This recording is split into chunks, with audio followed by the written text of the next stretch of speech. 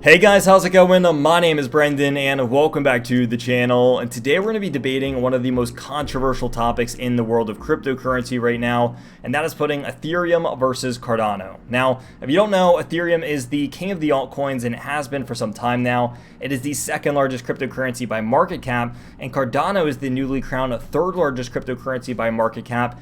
And with both of these working in relatively the same space, of course, Cardano bringing on smart contracts and decentralized applications, hopefully coming next month, and Ethereum having the most in the world, and as it always has had the most in the world, is Cardano's new technology going to be able to dethrone and decrown where Ethereum sits right now? So that's the topic of today. If you are interested at all, make sure you stick around for the entire length of the video, as there will be important information discussed the entire way through. But that being said, let's go ahead and dive on into this one. Now, this is not an easy question to answer because Cardano has had one of the most beautiful years that it has ever had. I showed one of the charts in my previous videos. Ethereum, again, still performing beautifully, just not up in the same capacity that Cardano has been. Again, over 150% on Cardano in the last, I would say, like 3 weeks alone. And Ethereum's still doing good, but only at about 90%. So lagging behind the amount of gains that Cardano is seeing. But I think a lot of that has to do with the market cap representation and just how much bigger of a market cap that Ethereum has as compared to Cardano. So are one of these going to be able to dethrone are one of these going to be able to dethrone the other, or are they going to be able to work in harmony while both ideally performing the same job?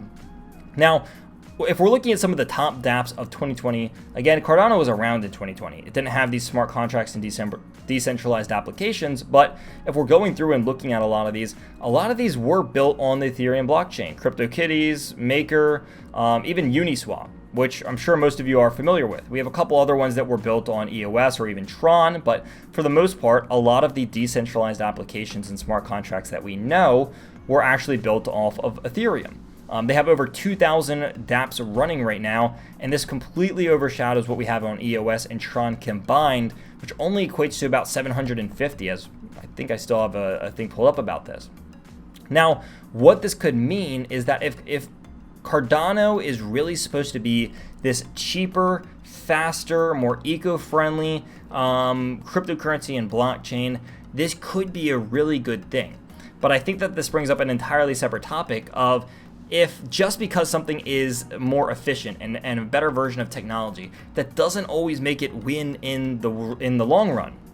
There are plenty of other cryptocurrencies that are cheaper and faster and more effective than both Bitcoin and Ethereum, but they've never caught on the same level of steam.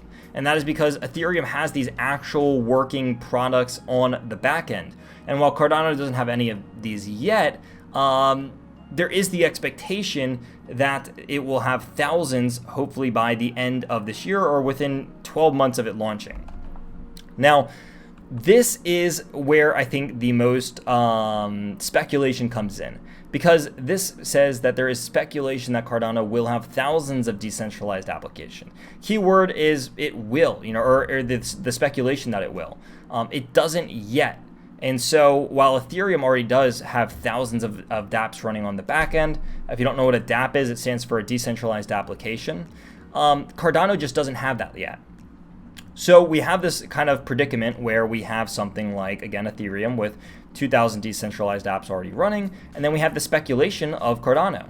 So time will tell. I think that one could kind of argue that Cardano is like a better version of maybe Tron or EOS. So if those two combined still couldn't equate to the level of consistency that Ethereum has, why all of a sudden should Cardano be able to come in here and disrupt the entire space and take over?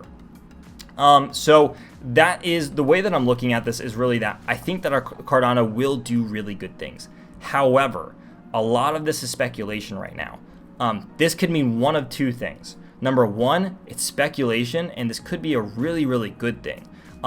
If Cardano is at this price where it's at right now, and I want to go back to this, If Cardano's at the price where it's at right now, and it's just hitting all-time highs, and it's the number 3 cryptocurrency just at the speculation of dApps, what will happen when these dApps actually launch? If these dApps actually do well and these smart contracts go through, and these are the new way of running decentralized applications, then this could just be the start for where Cardano is at. It could be a whole lot higher than $2.50 come a year or 2 years from now.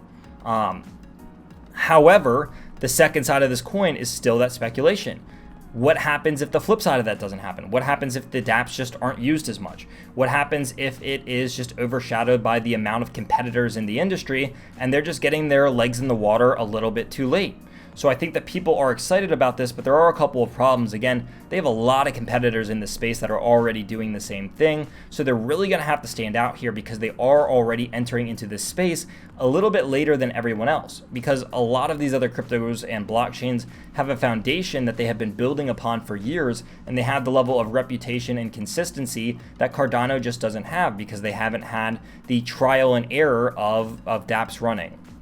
So do I think that Cardano will ultimately succeed in the future? I think the answer is yes. I think both Ethereum and Cardano will continue to succeed. In a perfect world, Cardano's blockchain should be able to outperform what Ethereum's is doing. But again, bigger is not always better. While Ethereum does have way more infrastructure and backend built out and a whole lot more of a reputation, that doesn't mean that Cardano can't. And it's kind of this numbers game, you know. Are you a fan of this technology, or are you a fan of the consistency and the legacy that Ethereum has built? So to put one against each other is a little bit of apples and oranges. Again, they are in the same space and they are essentially competing with one another. But I think that these are going to be two of the cryptos that are going to be able to live in harmony. So much of the backbone of cryptocurrency's business sense is built on Ethereum. So at this point, it really can't go anywhere when it's running over 2,000 decentralized applications. If Ethereum was to just disappear, it would devastate and absolutely devastate the business aspect that blockchain and crypto has built. It would devastate the NFT space. It would devastate DeFi. It would devastate just so much more than what Ethereum is directly correlated to, because there are so many indirect wirings built on top of it. Now, that's not to say that some of these can't move to Cardano or move to some of these other blockchains, but for the time being, I don't really see either of these cryptocurrencies going anywhere.